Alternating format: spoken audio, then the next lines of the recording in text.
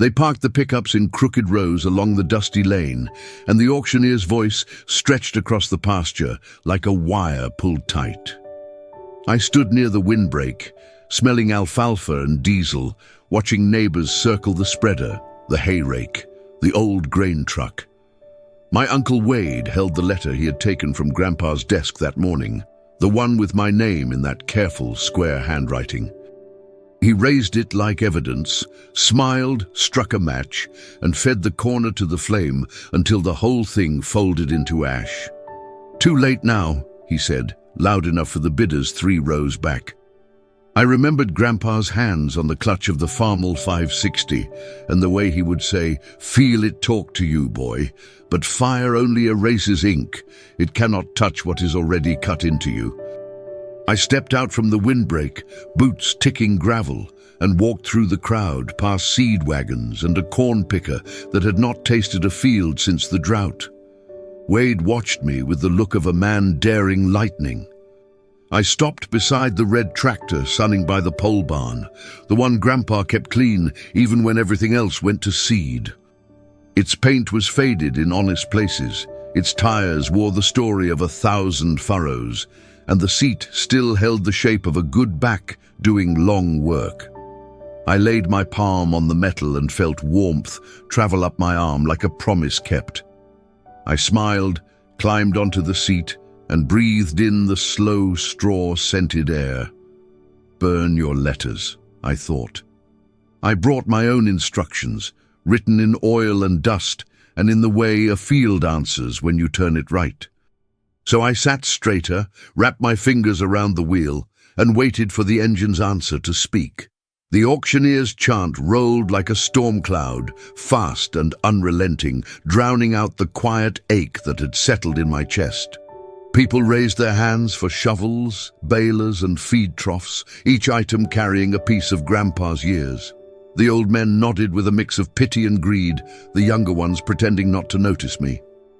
Wade stood tall beside the cattle chute, his silver belt buckle catching the sun like it was another badge of ownership. He had always been the kind of man who mistook noise for strength. I stayed silent, watching as the farm that raised 3 generations was sold in parts, as if the heart of a family could be dismantled like scrap metal. Then the auctioneer gestured toward the tractor, that last red monument of everything that mattered. "Farmall 560 clean engine still runs strong." Wade leaned to the microphone and said, "That one's not for sale, sentimental value." The crowd laughed softly, and I saw what he was doing, claiming not just the land, but the memory. That was his final move, to bury Grandpa twice, once in the earth and once in the story. But I had already seen the papers before he burned them. I knew there was one title missing from his ledger, the old tractors. I still held that in my pocket, folded so many times it had the texture of skin. Grandpa had signed it over to me the night before the stroke, with a handshake that said everything words couldn't. So I waited until the auctioneer called a break, climbed back into the seat, and turned the key. The sound that followed wasn't just an engine, it was a heartbeat waking from sleep, steady, deep, and louder than Wade's entire performance. Everyone stopped talking. I let the idle settle into a low, patient thrum that pulled people closer without asking. Neighbors drifted in, farmhands paused mid-bid, even the auctioneer leaned down from his platform as if the tractor had a voice of its own. Wade came fast, jaw tight, palms spread like a sheriff in a cheap western. "Off!" he hissed. I watched the hood ornament, that tiny chrome spear pointing past him toward the fields. The oil pressure climbed exactly where Grandpa taught me it should. I felt him near, the way a barometer feels weather changing, invisible and undeniable inside your skin. I eased the throttle and let the engine answer, not loud, just certain. The crowd opened when I rolled forward a few feet, sunlight sliding over the hood like a blessing you don't announce. The title warmed against my thigh, inside my pocket. I remembered the night it became mine. Grandpa at the kitchen table, kerosene lamp humming, papers spread like seed, his finger tapping the line where my name waited. "Keep something that runs," he whispered. "When stories turn ugly, truth moves." I nodded then, and I nodded now, because the lesson fit perfectly inside this moment for me. Wade grabbed the fender and tried to own the moment. "This is theft," he barked, the word clanging against daylight and dropping useless at our boots. I shut down the engine, climbed off, and unfolded the document. The paper had that tired softness of things handled with care. I gave it to the auctioneer first, not Wade. He adjusted his glasses, read, then read again, eyes moving between my name, the date, the signature. His face changed like sky when wind turns. He lifted the mic and said, calm and clear, "This tractor is not part of the sale. Today." The auctioneer lowered the microphone and cleared his throat, and the murmurs moved through the crowd like wind in dry corn. I folded the title and slid it back into my pocket, feeling the paper's worn edges, the proof that memory can be documented when trust must dodge fire. Wade's smile flattened, the kind a man wears when his plan hits steel. He tried a different angle, louder talk, bigger gestures, promises to the neighbors that everything would be made right. I swung a leg over the seat again, but didn't start the tractor. I wanted quiet to do the heavy lifting, the silence gathered, the sort of hush that made Grandpa take off his cap. I looked past the barn to the west field, where the ground sloped toward the creek and the cottonwood shook with a private conversation. The last hay bales sat there like punctuation marks at the end of a long sentence. That field taught me patience when I was 15, taught me to watch water and listen for depth. Wade stepped closer, boots grinding gravel. "Paper don't matter," he muttered. "Family does." I kept my voice steady. "Then you should have kept the letter." His eyelids flickered, a small storm in a hard sky. He said nothing. The auctioneer raised both hands and told folks there'd be 10 minutes to stretch, to get lemonade from the church ladies beneath the elm. I climbed down and opened the tractor's side toolbox. Inside lay the familiar coil of fence wire, a greasy rag, and the socket Grandpa always left on top. Beneath them, taped to the metal, sat a small brass key with a tag. Safety deposit box. First Prairie Bank. Grandpa never needed speeches. He preferred mechanisms that turned and opened. Secrets prefer hinges to headlines. I rubbed the edge of the brass tag with my thumb, and the letters came clean. First Prairie Bank, Box 217. Grandpa loved numbers that fit in a pocket. 10 minutes of break time stretched wide around us. Paper plates, lemonade, murmurs. I closed the toolbox and sat back on the fender, letting Wade pace holes in the gravel while the crowd pretended to study clouds. He wanted spectacle. I wanted sequence. Farm problems always solved in order. Fuel, spark, air, then everything else.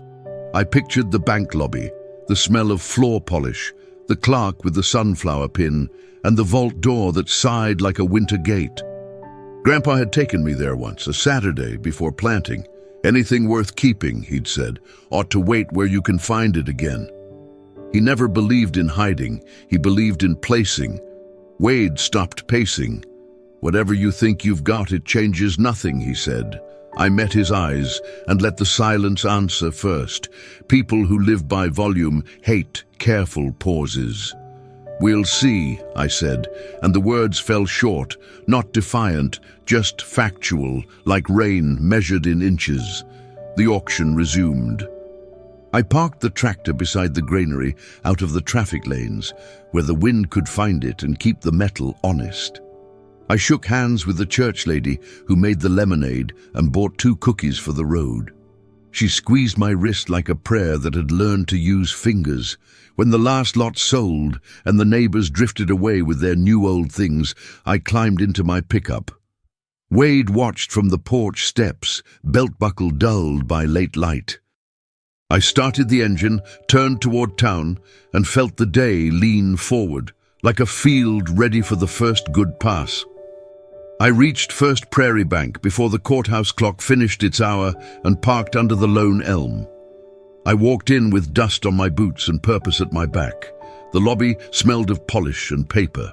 The clerk with the sunflower pin knew my name. She took the brass key and led me to the vault. The door exhaled a deep, cool breath. Box 217 slid free with a satisfying weight. Inside were a leather notebook, a manila envelope, a tiny cassette recorder wrapped in a handkerchief, and a photograph of Grandpa beside the farm wall. I opened the envelope first. Deed copies, notarized, stacked neat as fence posts. A letter in the careful square handwriting I had watched turn to smoke, another envelope for the lawyer in town, a certificate for a small scholarship fund for kids chasing ag school with gravel for luck. I read the letter in the vault's hush. He wrote about inheritance as a verb, about tools that teach you how to hold yourself, about Wade, who would try to own the noise. "When the day comes," he finished, "start the tractor and don't argue." I pressed the recorder's red button. His voice spilled out, low and steady, dated 2 springs ago, confirming the tractor's transfer and the leaseback of the Westfield to me. Paper for court. Voice for conscience. I slipped the notebook into my jacket, closed the box, thanked the clerk, and stepped into noon. Wind lifted chaff along Main like confetti no one ordered. I felt the next gear engage, not dramatic, just right. I drove back past the elevator, past the diner where harvest crews trade weather, and pointed the truck toward the farm. The sun held. Work was waiting, and I had the language to answer it. Gravel crackled under my tires as I rolled back into the yard. The auction signs were gone, but the aftertaste of commerce still hung in the air. Scuffed dirt, stray zip ties, a receipt tumbling like a dry leaf. Wade stood by the porch post, arms crossed, chin lifted, as if height could be borrowed. I carried the leather notebook and the envelope for the lawyer, and I felt Grandpa walking beside me in the way habits keep step. I didn't go to the porch. I went to the tractor. I set the notebook on the fender, checked fuel, checked oil, pulled the dipstick and watched truth gleam where it should. Work first, talk last. That was our family at its best. Wade finally spoke.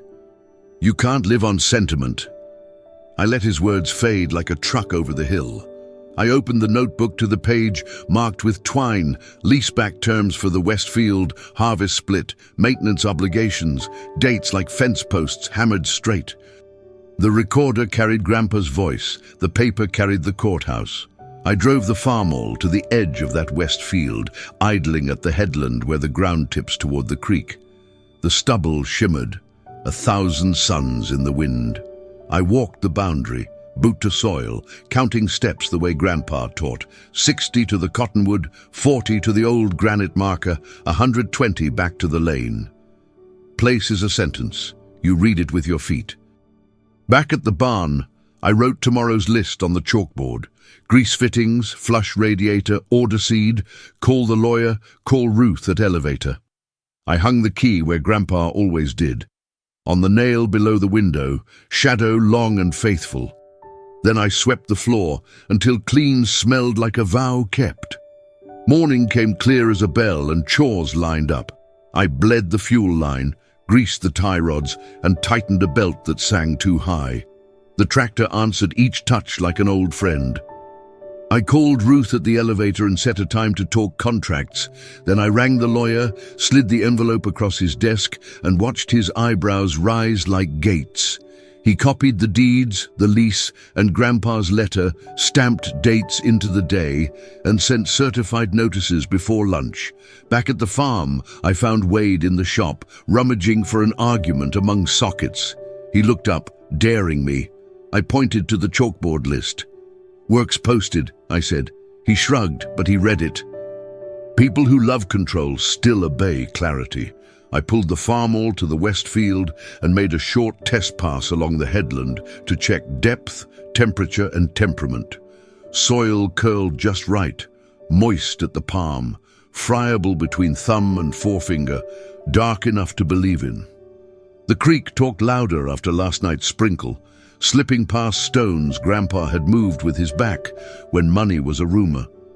Neighbors slowed at the lane to watch without pretending. Mrs.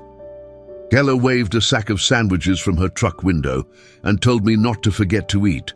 I didn't know if kindness counted as fuel, but the engine seemed to think so. I parked at dusk, washed the dust from my hands, and set Grandpa's notebook on the kitchen table beside the lamp. Tomorrow's page, weighted, seed order, fuel delivery, notarized affidavit. I pressed the recorder's play button once more. His voice filled the room, not haunting, just helpful, reminding me that legacy is a gear that only catches when you lean into it with both hands. Morning broke with cautious light, the kind that makes you test assumptions. Clouds stacked over the county line, moving slow as cattle. I hauled 2 drums of diesel from town, new filters, and a coil of hydraulic hose. At the elevator, Ruth penciled a starter contract, modest, survivable, honest. "Bring me moisture and I'll bring you price," she said. And that was all the poetry a ledger needed. I signed where the day asked and called the seed rep from the loading dock. Corn for the high ground, beans for the bottoms, cover crop ready if the calendar slipped. Work is a language, you conjugate it with weather. When I turned into our lane, a county cruiser idled by the mailbox. The deputy stepped out, hat low, voice careful. He handed me a folded notice, temporary restraining order, Wade's name printed like a stamp past its ink. It claimed possession of equipment pending probate clarification. I read the lines twice, then the signature. Paper can bluff until it meets better paper. I nodded, thanked the deputy, and he looked relieved. Inside the house, I set the notice beside Grandpa's notebook and pressed the recorder's play. His voice filled the kitchen, stating dates, transfers, lease terms, serial numbers, even the dealer's invoice from 1961. I clipped deed copies to the lawyer's letter and drove back to town. 10 minutes later, the clerk stamped our reply, the kind of thud that changes noon. The judge set a hearing for Friday. Back at the farm, I fueled the tractor, checked hydraulics, and walked the Westfield again. Wind combed the stubble. Birds lifted and settled like commas. I pictured Friday's room, flags and clocks, and felt no tremor. I had brought my homework. Wade had brought a match. The difference would show soon. Friday brought a courthouse chill that smelled of floor wax and winter coats. I wore my cleanest work shirt and carried 3 things: Grandpa's notebook, certified copies, and the recorder with fresh batteries. Wade arrived in a suit that looked rented from a louder life. The judge listened like a fieldstone, patient, heavy, unmoved by weather. Our lawyer laid out the rows: dates, signatures, transfer of title, lease of the Westfield, serial numbers, dealer invoice. He spoke without flourish, as if reading rain gauges. The judge asked 2 questions. I answered both by pressing play. Grandpa's voice filled the wood. Calm, specific, recorded 2 springs ago. When it ended, the room held a different air, like dust after rain. Wade's attorney tried to till what was already rock, claimed confusion, family intent, burned letters that supposedly said otherwise. The judge raised a hand. "Letters burned in a yard cannot overrule executed instruments," he said, dry as a ledger. He signed, stamped, and moved to the next case. Outside, sun sharpened the steps. Wade stood rigid, then spoke without looking at me. "You think the tractor makes you air?" I kept my hands quiet. "The tractor makes me honest," I said. He flinched like a fence post meeting frost. Back at the farm, I hung the order on the kitchen corkboard and walked to the Westfield. Wind riffled the stubble. Clouds thinned. I checked lugs, grease points, tire pressure, then climbed aboard. The engine took breath, deep and sure. I dropped the implement into waiting earth and eased forward. The first ribbon turned, dark and new, like truth finally laid open where everyone could see it. I set my line on the cottonwood, hands steady, shoulders loose, and drove. Behind me, the field unrolled like film, frame by frame. Saturday rose clean and ordinary, which is how turning points prefer to dress. I checked the sky with my coffee, counted 5 swallows over the lane, and wrote a shorter list on the chalkboard. Finish first pass, call Ruth, mend south fence, supper at 6. The engine caught on the second turn, music in metal. I set my line and let the west field pull the morning forward. Truth, once started, has its own throttle. At noon, Ruth called first. Moisture had held in our county. Basis looked friendly. "Deliver by Monday," she said. I pictured the auger, the scale house, the little nod she gives when numbers behave. I told her I'd bring a sample by afternoon and hung up feeling like a gate swinging true. When I stopped for lunch, a pickup eased into the yard. Not Wade's. Mr. Keller climbed out slow, hat in hand, his boy behind him with a shoebox. They set it on the porch rail. Inside lay Grandpa's pocket knife, 2 brass cuff buttons, a faded 4H ribbon, and a postcard from 1978 signed in careful square letters. "Found in a drawer of the hay mower," Keller said. "Figured these wanted home." I thanked them the way farmers do, awkward, plain, grateful enough to shine through. I walked the fence after, crimped a splice where winter had argued, then cut a path to the creek. Cottonwood leaves talked about rain and changed the subject. I sat on the bridge rail and opened the pocket knife. The blade clicked like a good sentence. Evening brought Wade's truck, ghosting down the road and slowing at the lane. He kept going. Pride has poor steering when the map changes. I shut the shed, washed my hands, and wrote tomorrow's list. Work would keep telling the story right. Sunday carried a working kind of quiet, the kind that lets small truths click into place. I filled a clean jar with grain from the first rows and drove it to the elevator. Ruth weighed it, turned the sample under the scope, and gave a nod that could lift a county. "Looks good," she said. "Bring it steady." On the way back, I stopped at the hardware store for bolts, twine, and a new thermos lid to replace the one that cracked on a cold morning years ago. Repairs are a language. You speak it so the day can answer. Back in the yard, I topped off the radiator, wiped the dipstick like a ritual, and walked the west field's long edge. Meadowlarks wrote music on the fence wire. The creek, swollen by rumor, kept its own counsel. I thought about Grandpa's last winter, how he moved slower but still checked gates, how he never hurried a hinge. He had left me maps that looked like chores. Wade's truck appeared mid-afternoon, idled, and went quiet. He got out without bluster. Wind tugged his jacket, making him smaller than memory. He looked at the tractor, then the field, then his boots. "Paper's paper," he said, softer than I had ever heard. "You were there when he needed you." I let minutes count themselves. "We both were," I said, because pride breaks easier than truth. He handed me a key ring I recognized, the padlock for the north shed. "I won't fight the field," he added, and the words landed like rain on tired dust. We walked the fence together and fixed a staple. No speeches, metal, wood, hand done. Evening held. I wrote Monday's list on the board and left a line blank for whatever the weather decided. I set the jar by the sink, turned off the kitchen light, and listened to the tractor tick as it cooled, a patient clock remembering everything right. Monday started with a sky the color of new tin and a breeze that smelled like coming rain. I checked the lugs, bled a line and tightened the mirror to show the row, not my face. By 9, the tractor was speaking fluent work again.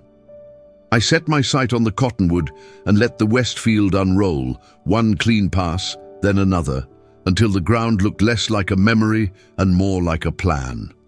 At noon, the church ladies brought stew in a crock and left it on the porch with a note said, "For momentum." I ate standing, watching wind draw traveling shadows over the stubble. Wade's truck appeared and stopped at the lane. He lifted a hand, not quite a wave, not quite surrender, and turned toward the county road. Some endings are simply permissions for better starts. I finished the last strip before dusk. The light went copper, not orange, and the creek told the truth to stones. I parked by the barn and wiped the hood with Grandpa's rag until the red deepened like a kept promise. Then I climbed onto the fender and pressed play on the recorder again. His voice was steady as weather. "If you can hear this," he said, "you've already done the hardest part, showing up honest." So I'm doing that now, showing up honest, with grease under my nails and names in my pocket that feel like places. The tractor isn't a trophy. It's a sentence with room for breath. Thank you for listening to our story, mine and Grandpa's, and the fields, which keeps forgiving us as long as we try. Tell me in the comments where you're listening from today, and if the work has its own engine, and if you felt something, please subscribe and stay.